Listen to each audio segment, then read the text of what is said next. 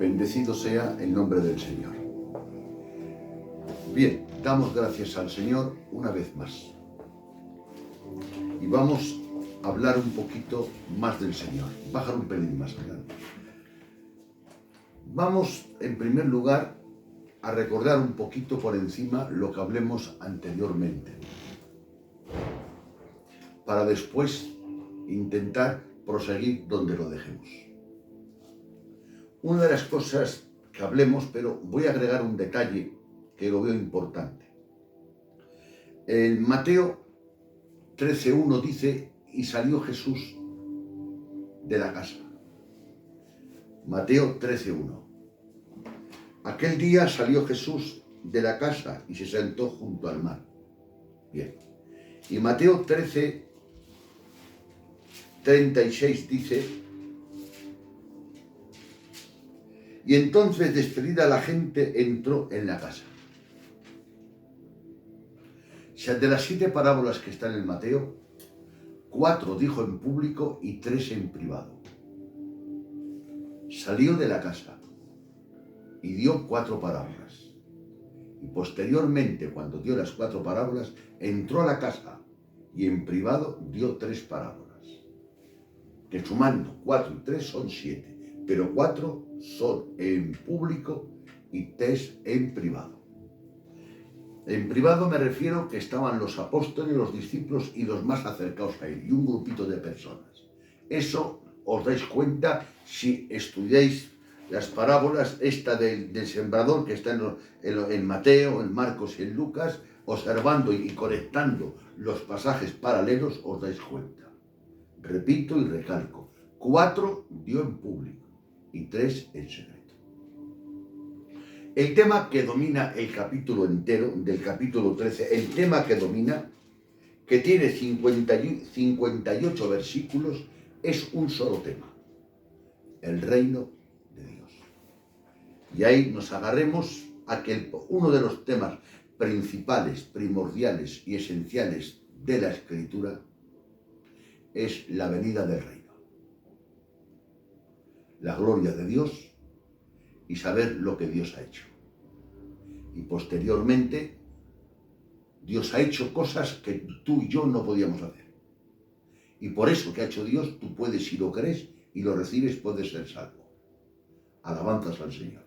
Hablemos que la Biblia no se debe leer para que te indique o para que me indique a mí lo que tengo que hacer y lo que no tengo que hacer. No. Ahí entramos en el yoísmo y en el legalismo. La Biblia nos revela lo que Dios ha hecho. Y ha hecho cosas maravillosas, grandes, preciosas. Y viendo, observando, analizando y creyéndolo ante todo, lo que Dios ha hecho. ¿Y qué ha hecho Dios? Ha hecho Dios lo que nadie podía hacer. Porque lo que hace Dios no lo puede hacer nadie, nada más que Dios, por eso es Dios. Ha hecho Dios lo que nadie podía hacer, y entonces admirado, sorprendido de lo que Dios ha hecho, y sobre todo, y para mí también, y para su gloria, salta y brota una cosa llamada gratitud. Que esa gratitud nace de un corazón regenerado. No puedes tener gratitud si no tienes un corazón regenerado. Y por medio de la gratitud servimos al Señor, según la carta a los hebreos. Alabanzas al Señor. Bien. Ahora vamos a ver de las parábolas. Y dijimos que ahí nos quedábamos. Dijimos también que la salvación es la entrada al reino. Y que Dios nos salva para establecer el reino. O sea, Dios nos salva para establecer el reino. No establece el reino para salvarnos, no. Está el uno y está el dos. Dios te salva y Dios me salva para establecer el reino. Dios te salva y me salva para su gloria. Y Dios te salva para que tenga la entrada al reino. Y de ahí nace una cosa llamada el nuevo nacimiento. Y hablemos, me parece, si no recuerdo mal, que Juan 3 nos habla del nuevo nacimiento. La base es que Jesús le dice a Nicodemo lo que se preguntaba en su corazón: ¿cómo entrar en el reino de Dios? Y le dijo Jesús a Nicodemo, si no naces de nuevo, no entras en el reino. O sea que el tema que era el reino y el nuevo nacimiento es la necesidad que tengo si quiero entrar en el reino. Ahora, si no quieres entrar en el reino, no hace falta que nazcas de nuevo. Y hablemos que todos los súbditos del reino son salvos. No puede haber un súbdito del reino que esté condenado. Alabanzas al Todopoderoso. Hablemos para su gloria, pero bueno, y si no, y si os parece bien, entro al tema, porque si no me lío y no entramos al tema.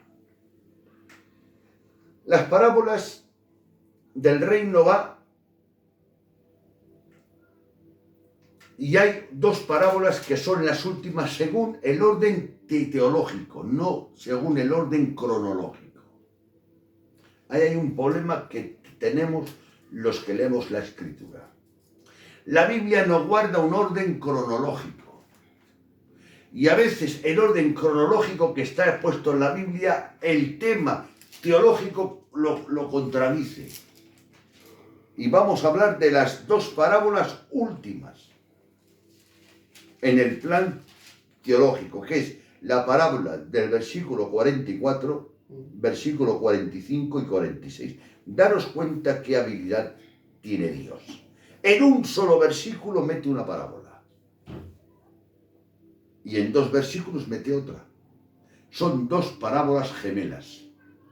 Son dos cosas dichas de distinta manera para ir al mismo lugar. Y aquí hay dos parábolas gemelas. Hay varias, ¿eh? Por ejemplo, la parábola de la levadura y de la mostaza. Van en la misma dirección. Y estas dos, el tesoro escondido y la perla, van en la misma dirección. Los grandes teólogos le llaman parábolas gemelas. Parábolas gemelas te imponen la obligación de interpretarlas unidas. Si no, es probable que te desvíes en la interpretación. Alabanzas al Todopoderoso. Y vamos a leer. En primer lugar, vamos a centrarnos. Dice Berna. El reino de los cielos se asemeja a un tesoro escondido en el campo, el cual un hombre encontró, escondió, y por el gozo de él va y vende todo lo que tiene y compra aquel campo. Bien. Antes vamos en esta parábola y en la otra que es la perla, lee también la otra, ya. También el reino de los cielos se asemeja a un mercader en busca de buenas perlas. Y cuando encuentra una perla de gran valor, fue y vendió todo lo que tenía y la compró. Bien. Vamos a interpretar estas dos parábolas en tres encabezados o en tres líneas. En su contexto, en su enseñanza y en su aplicación. En su contexto, en su enseñanza y en su aplicación. Si no la estudiamos en su contexto, es fácil que nos desviemos en la interpretación. Y vamos a comenzar a hablar de las parábolas dentro de su contexto. ¿Y qué es su contexto, hermano Machaco? Pues muy sencillo, las parábolas precedentes.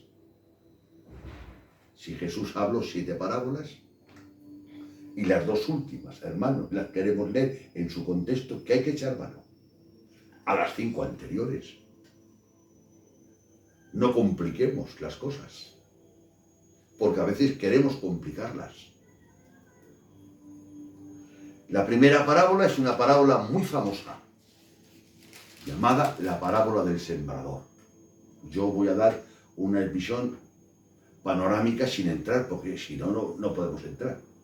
La parábola del sembrador nos habla de algo importante. Una conquista espiritual general y selectiva. Una conquista general. Sembró la semilla. Sembró la semilla. General, ¿sí o no? Hermano Abraham, eso habla general. ¿Y dónde está la palabra selectiva? Solamente una tierra dio fruto.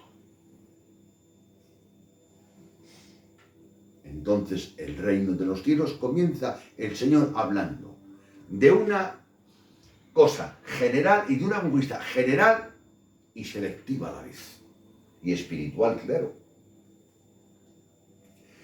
La segunda, el misterio del reino de Dios era el siguiente, que venía en dos etapas. Ahí fue el problema que lo expliquemos, creo, el otro día, por eso no entro. Pero eso hay que mirarlo en su contexto. Vamos a ver, estamos ahora simplemente estudiando las parábolas dentro de su contexto, sin entrar todavía en la parábola. Miramos a ver. Hemos dicho que era una conquista espiritual general y selectiva, ¿sí o no? El sembrador. Hemos dicho que vienen en dos etapas, siembra y cosecha. Bien. El crecimiento, ¿dónde está? En la parábola de la levadura y en la parábola de la semilla de mostaza. Habla de dos comienzos pequeños, pero que fueron grandes. Alabanzas al Señor. Y si queremos ahí también aplicar, se podía aplicar. La parábola de la semilla de mostaza habla del crecimiento exterior. Y la parábola de la levadura habla del crecimiento interior. La levadura transforma y cambia las características de la hornada. Pero no me voy a aplicar, que hay aplicaciones ahí maravillosas, por cierto, lo recuerdo yo, porque hace un montón de años las prediqué, digo un montón de años porque ahora 45, 46 años. Hablé del crecimiento externo y del interno. El interno hablé que era el de la levadura y el externo el de la mostaza. Alabanzas, ¿sabes? Pero ahí no vamos a entrar. Entonces ahí hablamos del crecimiento. Bien, hemos dicho que viene en dos etapas, y es verdad. Una dice que el reino de Dios es semejante al sembrador, y luego en la parábola de la cizaña y el trigo dice que al fin del siglo vendrán los segadores a segar. Ahí vemos las dos etapas. Amén. Pero ahora vamos a entrar aquí un poco. ¿Sabéis el cambio que hay ahora en esa parábola? A ver si lo cogéis ahora. Abraham, lee otra vez, niño, Mateo, sí, un versículo, Mateo 13, el tesoro. El reino de los cielos se asemeja a un tesoro escondido en el campo, el cual un hombre encontró... Para, ¿cuántos hombres? Uno. Verso 45. También el reino de los cielos se asemeja a un mercader... ¿Cuántos mercaderes? Uno. De universal a particular. ¿Os dais cuenta el giro que hace? Nos habla del reino de Dios general y luego del reino de Dios particular individual, porque Dios es Dios de todos y Dios tuyo y Dios mío. Amén. ¿De acuerdo? Ahora seguimos hablando de estas parábolas, ¿eh? Vamos a ver. Hemos visto la parábola dentro de su contexto, ¿sí o no? Ahora vamos a verla dentro de su enseñanza. ¿Qué enseñanza? Pues vamos a ver otra vez la parábola que nos enseña. 44.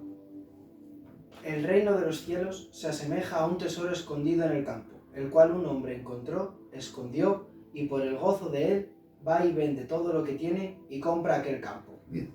Aquí este hombre no buscaba el tesoro. No lo buscaba. Lo encontró sin buscarlo.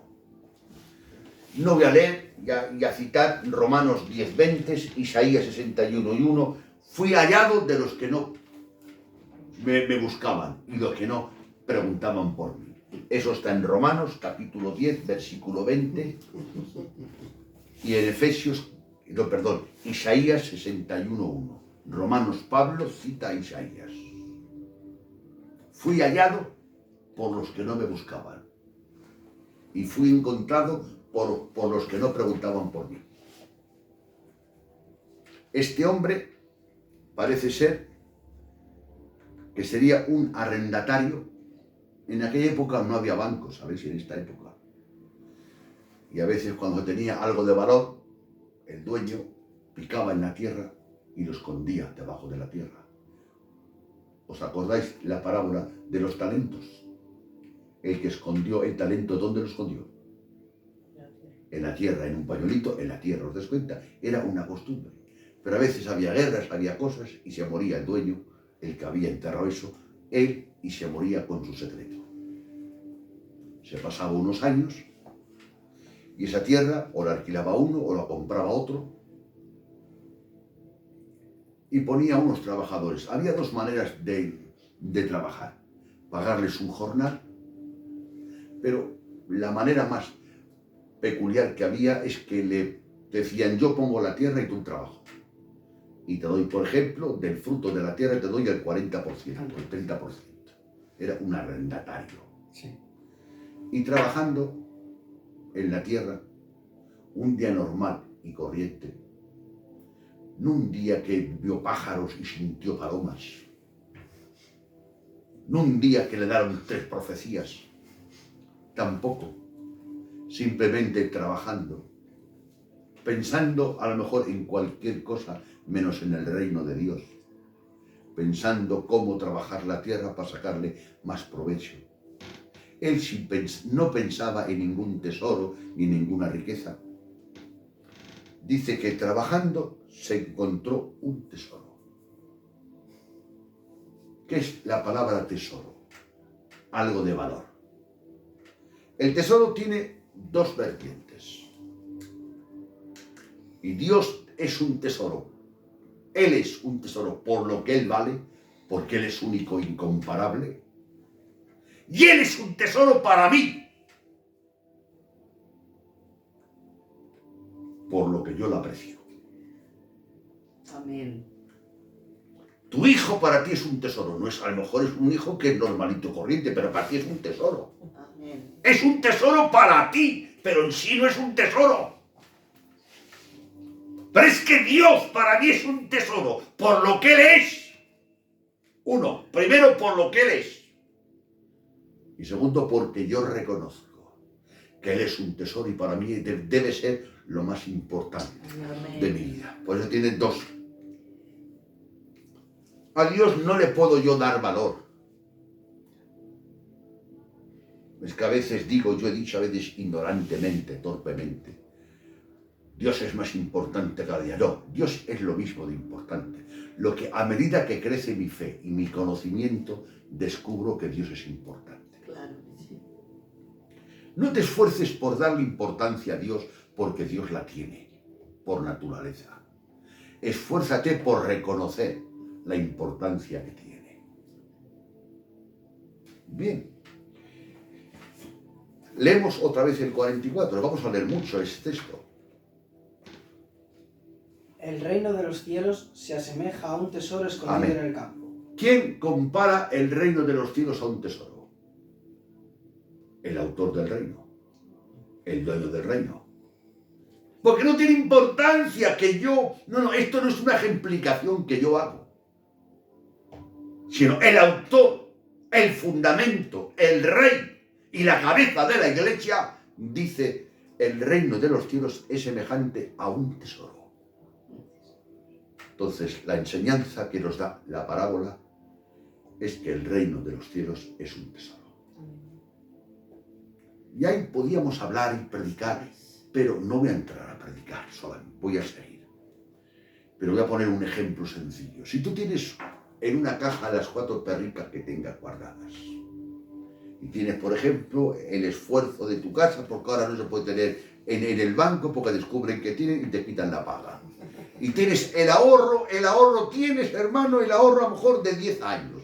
Y tienes una cajica, un ahorro, y tienes 3 millones de pesetas en una caja metida. Y ahora cuando vienes por la puerta ves que hay fuego. Y están tus hijos y tu mujer en la calle contigo. Lo primero que haces es subir a la casa. ¿Y qué vas a coger? La televisión, la mesa, la silla o vas en busca de la caja? ¿Por qué? Porque eso es tu tesoro. Amén. Ahora, que subas tú a tu casa y que te entretengas a bajar la televisión, que la has comprado usada, que a lo mejor vale 10.000 duros, y has dejado esa caja, que ahí estaba el fruto de tu trabajo y de tus ahorros durante años, es que no tiene conocimiento eso. Entonces, por la reacción que yo te veo cuando sube. Sin embargo, al contrario, hay esa caja y hay un niño tuyo en la casa. Sales disparado a casa y lo primero que haces es sacar a tu hijo. Porque hay dos tesoros, pero uno es más grande que otro. Pero Dios le dijo a Abraham, sacrifícame a Isaac, al que tú amas. Sabía Dios lo que pedía. Primero le pide que sea Ismael. Y después dice que sacrifica a Isaac. A ti no te pide que sacrifiques a Isaac porque le has negado echar a Ismael. Como ya le has negado echar a Ismael, ¿cómo te va a pedir Dios que sacrifiques a Isaac? Dios es muy inteligente. Por eso no te pide a ti Dios a veces lo que me pide a mí. Dios le dijo a Abraham, sal de tu tierra, sal de tu parentela, echa a Ismael y ahora sacrifícame a Isaac. Y como siempre Abraham doblegaba hasta levantarle el cuchillo a Isaac. Pero que sepas que Dios no te pide a Isaac ni te lo va a pedir nunca, porque le has negado a Ismael. Pero bueno, ahí podíamos hablar, largo y tendido. Los altares de Abraham. Otro tema que salta a la mente desde hace muchos años. Los altares que ofreció Abraham. Seguimos, ¿de acuerdo? Ahora vamos otra vez. Entonces, además, el reino de los cielos es semejante a un tesoro escondido. Escondido. ¿Cómo que escondido? ¿El tesoro dónde estaba? Escondido. ¿Y el tesoro del reino de Dios dónde está? No está escondido para todos hasta que Dios lo revela. Así es. Hay dos etapas, es el tesoro escondido y el tesoro revelado. Pero doy gracias a Dios. Aleluya. Que Dios nos alumbró los ojos del entendimiento y hemos visto el reino de Dios semejante a un tesoro. Gloria a su nombre. Pero estaba escondido. Es que este lo descubrió porque era muy inteligente. Es que este lo descubrió porque tenía mucho interés. ¿Qué gloria le damos a este? Nada. Como dijo Pablo, miserable de mí. Cristo vino a salvar a los pecadores, de los cuales yo soy el primero, dijo Pablo. Se identificó como el primer pecador. Entonces nos liamos a ensalzar a este hombre ahora, como a veces nos liamos predicando, ensalzando a los vasos. Era un hombre normal, que estaba trabajando, Berna, no buscó el tesoro, se lo encontró sin buscarlo. Es que este hombre se esforzó mucho, es que ¿qué va? Se lo encontró.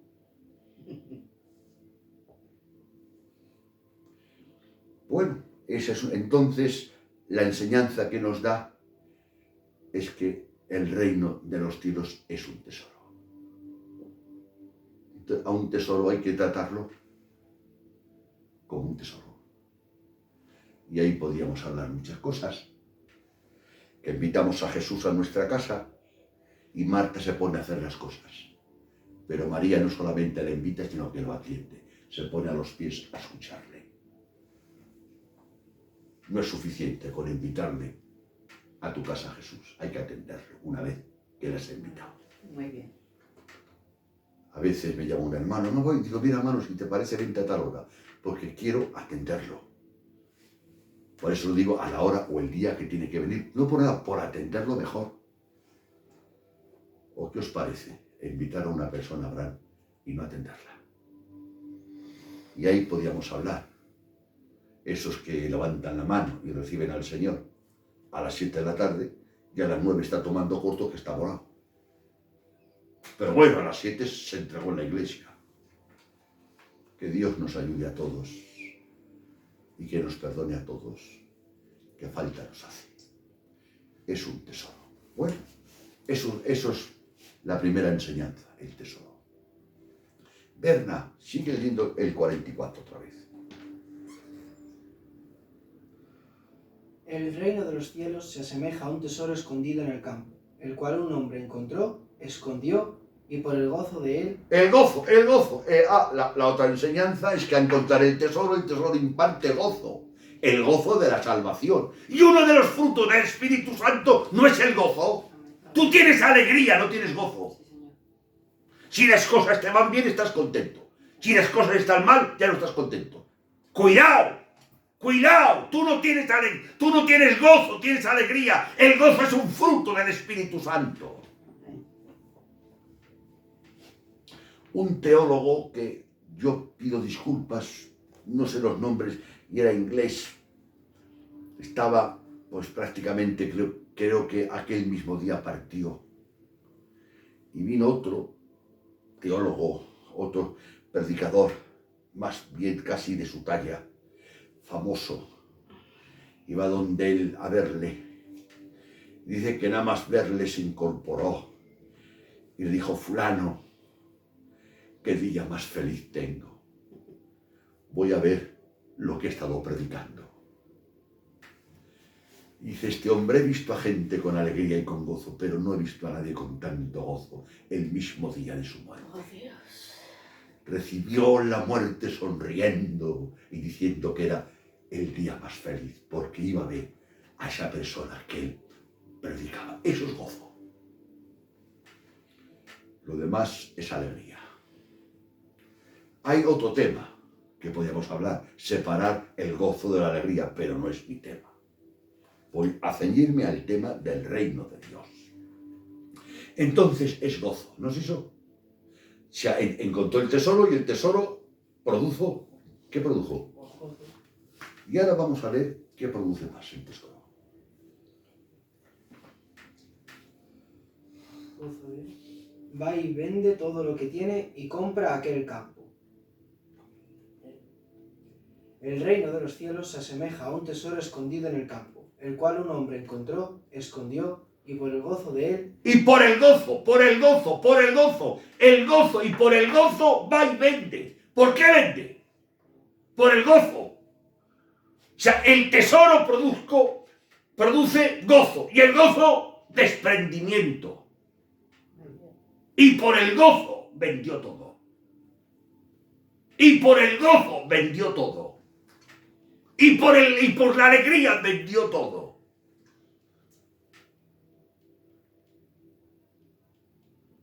¿Por qué vendes todo? Ahí habla de que el tesoro te capacita a tener una disposición de sacrificio.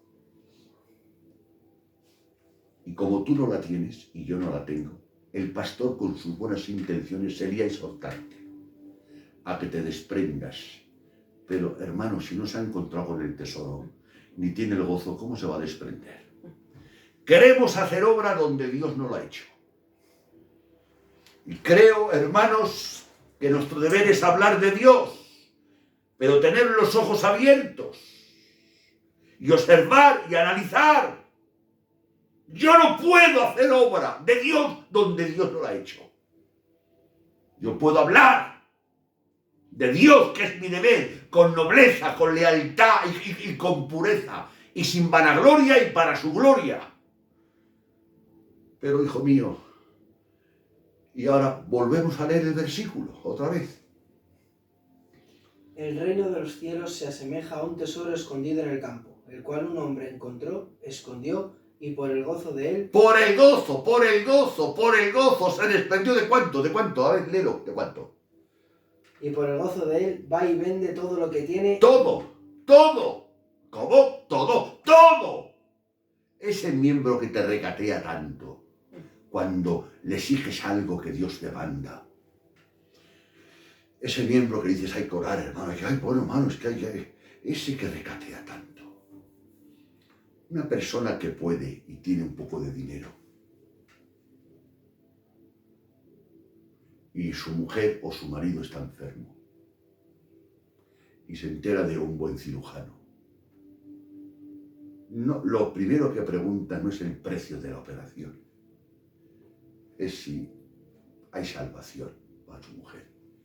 Y si el cirujano le dice, sí señor, yo lo opero y queda en 4 días nueva, adelante. Espere que le diga el precio, no importa, adelante, le pago lo que sea. No le importa. Quiere a su mujer, está enamorado de su mujer, pero ¿tú crees que es lógico que teniendo dinero pregunte cuánto vale la operación? El preguntar ya es ofender. Y dice, y por el gozo se desprendió de todo, hermanos. De todo, pues yo os confieso algo, y este mensaje se pone en internet. Yo no me he desprendido de todo. Que Dios me perdone, orad, y hermanos, ya que os confieso eso, pues si podéis oráis por mí, para que Dios me capacite, para que su gracia me capacite a dejar lo que tengo que dejar y abrazar lo que tengo que abrazar. Se desprendió de todo. Y ahí podíamos hablar. Cuando Dios llamó a los apóstoles y dejando las redes inmediatamente le siguieron. Cuando Dios llamó, ¿a quién llamó Dios? A Mateo, al publicano, cobrando impuestos, le llamó y dejándolo todo, inmediatamente le siguió. Dejándolo todo le siguió, dejándolo todo le siguió. Lo primero es dejándolo todo. Y le siguió. Y yo intenté hacer una trampa, le quiero seguir sin dejar. Y a mí, y leemos otra vez el 44.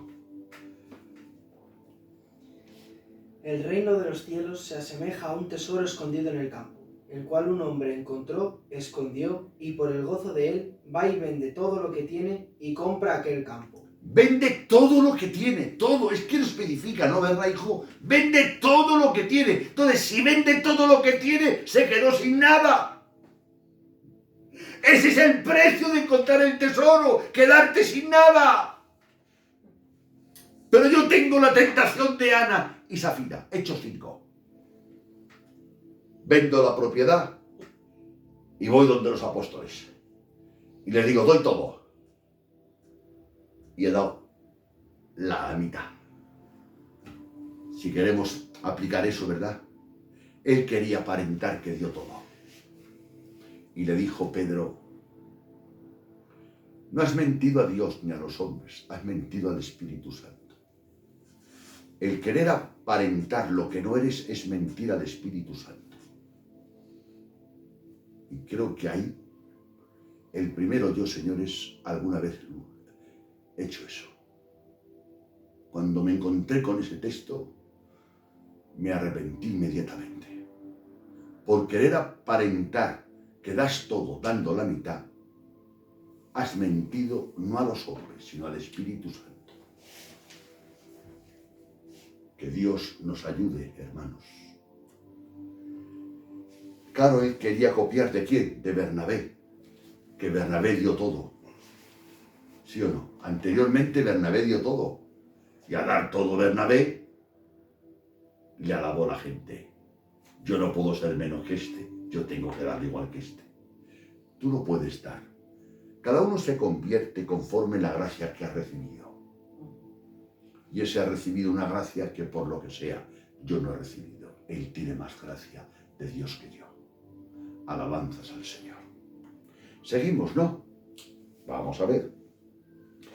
Vamos al 5 y luego vamos al 4. Verso 45. También el reino de los cielos se asemeja a un mercader en busca de buenas perlas. Este busca. El querer como el hacer es producido por Dios. Hay dos maneras.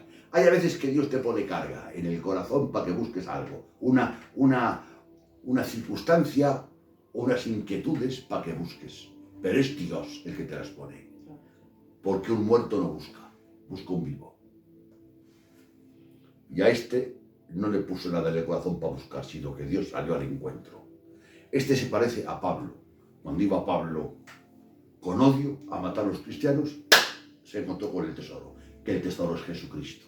El tesoro es el Evangelio, el tesoro es la salvación, el tesoro es la gloria de Dios, el tesoro son las cosas divinas, ¿sí o no? Amén. Y el mercader tuvo y encontró y tuvo que tomar la misma decisión, ¿verdad, verdad? Léelo.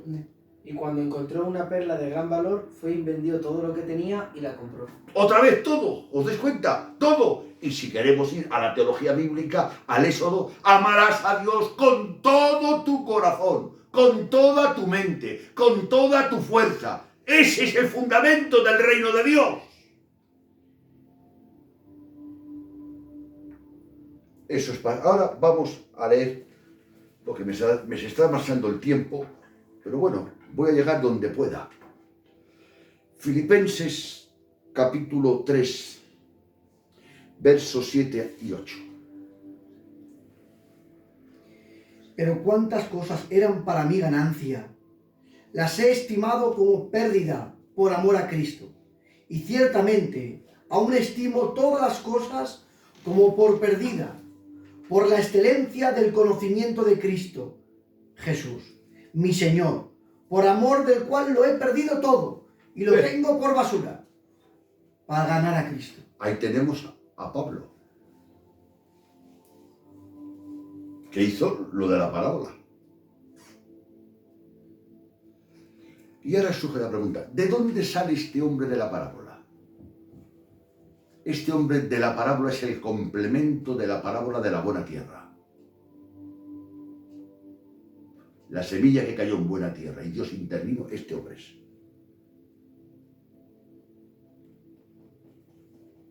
El de la perla, ¿os acordáis? La parábola del sembrador. Y parte de la semilla cayó en buena tierra y dio fruto. Dio fruto en la buena tierra, ¿no? Porque Dios intervino, ¿de acuerdo? Porque no hay ni uno bueno. Pero bueno, hablamos de la tierra buena. Pues este tiene conexión con la tierra buena. Este es el de la tierra buena. Y este el de la perla. Estos no son los de la tierra junto al camino. Ni en pedregales, ni entre espinos. Este es la buena tierra. ¿Por qué lo sabes? Por lo que hace. Por sus frutos los conoceréis. Ahora hay una palabra que quiero que leas, hablan despacito otra vez, Filipenses. Y para cuando te diga yo, Filipenses 3, 7 al 8. Pero cuántas cosas eran para mí ganancia, las he estimado como pérdida por amor a Cristo. Y ciertamente aún estimo todas... Aún. Bueno, pues Pablo en Filipenses me parece que llevaría convertido 30 años. Largos ya. Y dice, hablando del pasado, todo lo he tenido por basura. Y aún hoy, sigo teniéndolo por basura.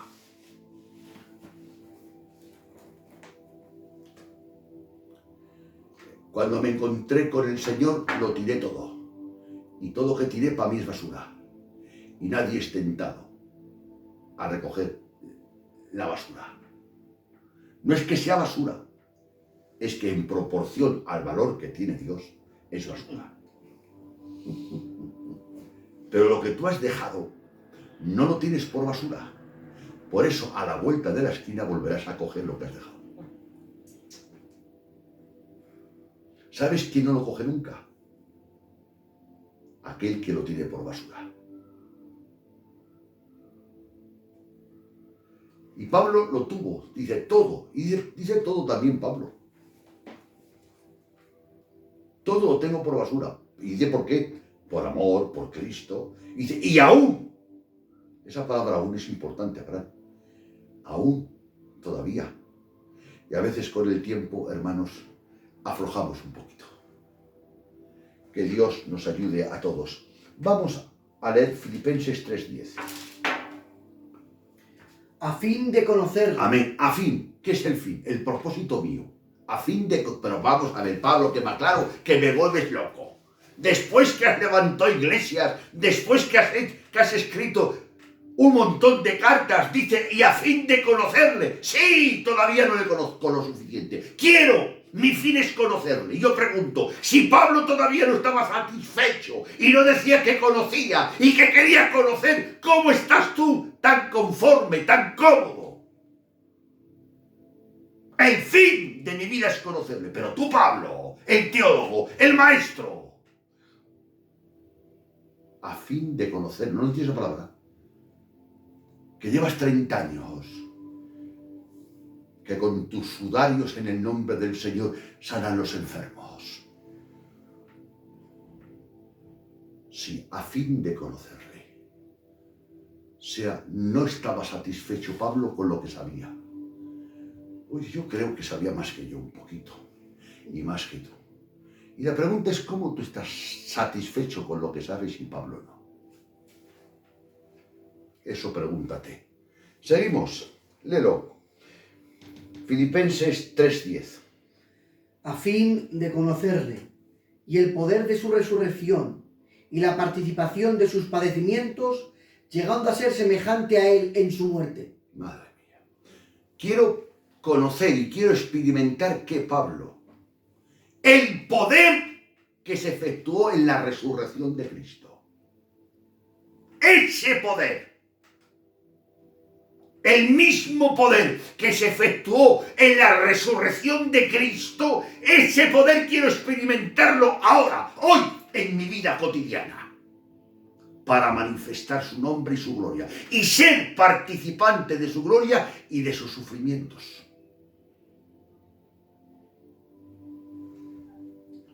Vaya un Pablo, y ya llevaba muchos años, pero no bajó el listón. Y a veces no sé qué nos pasa.